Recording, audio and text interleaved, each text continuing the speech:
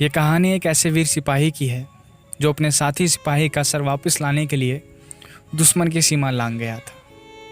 वो एक काट कर ले गए थे, ये दो काट कर लाया था। जिसे वीर चक्र से सम्मानित करना चाहिए था हमारी सरकार को, वही सरकार उसका कोर्ट मार्शल करवा रही थी। ये अनोखा ही भारत है। यहाँ भ्रष्ट नेताओं को दोबारा गद्दी दी जाती है और सिपाहियों को बॉर्डर पे गोली और देश के भीतर गालियाँ दी जाती है। तो मैं कहानी बताता हूँ उस सिपाही की।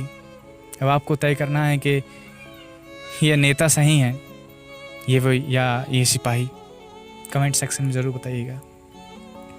आर्मी कोर्ट रूम में आज एक केस अनोखा अड़ा था। छाती तान अफसरों के आगे फौजी बलवान खड़ा था। बिना हुक्म बलवान तूने एक कदम कैसे उठा लिया? किससे पूछ तो दूसरी रात दुश्मन की सीमा में जा लिया। बलवान बोला, सर जी ये बताओ वो किससे पूछ कर आए थे? सोए फौजियों के सिर काटने का फरमान किस बाप से लाए थे? बलवान का जवाब में सवाल दागना अफसरों को पसंद नहीं आया और बीच वाले अफसर ने लिखने के लिए जल्दी से पेन उठाया। एक बोला, बलवान हमें ऊपर जवाब देना है और तेरे काटे हुए सिर का पूरा हिसाब देना है।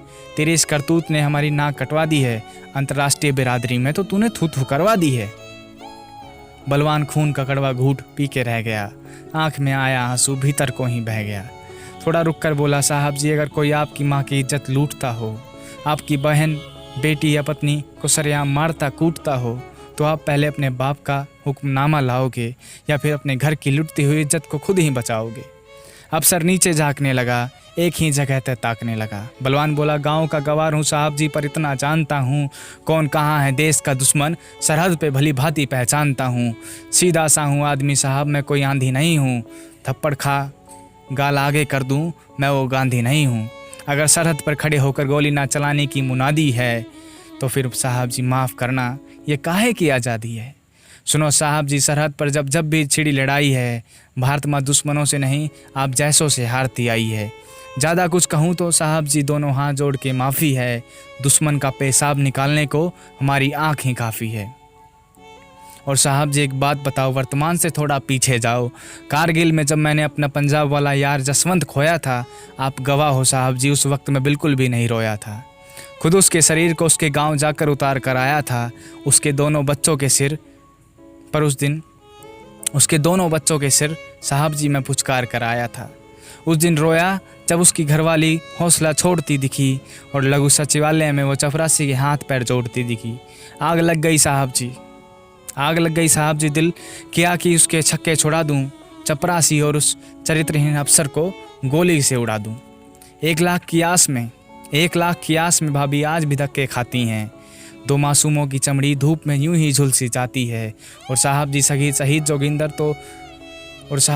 जोगिंदर को तो नहीं भूले होंगे आप। घर में जिसके घर में जवान बहन और अंधा जिसका बाप था।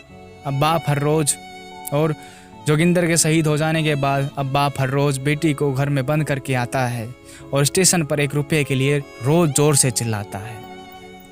पता नहीं कितने जोगिंदर जसवंत यूं ही अपनी जान गंवाते हैं और उनके परिजन मासूम बच्चे यूं दर दर की ठोकरें खाते हैं।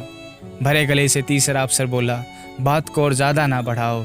उस रात क्या क्या हुआ बस यही अपनी सफाई में बताओ। भरी आंखों से हंसते हुए बलवान बोलने लगा। उसका हर बोल सबको कलेजे को छोलने लगा। साहब जी उस हमले की रात संदेश भेजे लगातार साथ थे। हर बार की तरह कोई जवाब नहीं आया। 2 जवान मारे गए पर कोई हिसाब नहीं आया। चौकी पे जमे जवान लगातार गोलीबारी में मारे जा रहे थे और हम दुश्मन से नहीं अपने हेडक्वार्टर से हारे जा रहे थे। फिर दुश्मन के हाथ में कटार देख मेरा सिर चकरा गया। गुरमेल का कटा हुआ सिर जब दुश्मन के हाथ में आ गया। गुरमेल का कटा हुआ सिर जब दुश्मन के हाथ में आ गया। फेंक दिया ट्रांसमीटर मैंने और कुछ भी सूझ नहीं आई थी। बिना आदेश के पहली मर्तबा सर मैंने कटार उठाई थी। गुरमेल का सर दुश्मन की रेखा पार कर गया और पीछे पीछे मैं भी अपने पाँव उसकी धरती पे धर गया। पर वापस हार मुख का ना देख के आया हूँ। वो 1 काट कर ले गए थे, मैं 2 काट कर लाया हूँ। इस बयान का कोर्ट में ना जाने कैसा असर गया। पूरे ही कमरे में एक सन्नाटा सा पसर गया। पूरा का पूरा माहौल बस एक सवाल में खो रहा था कि कोर्ट मार्शल फौजी का था या पूरे देश का हो रहा। जय हिंद, जय भारत।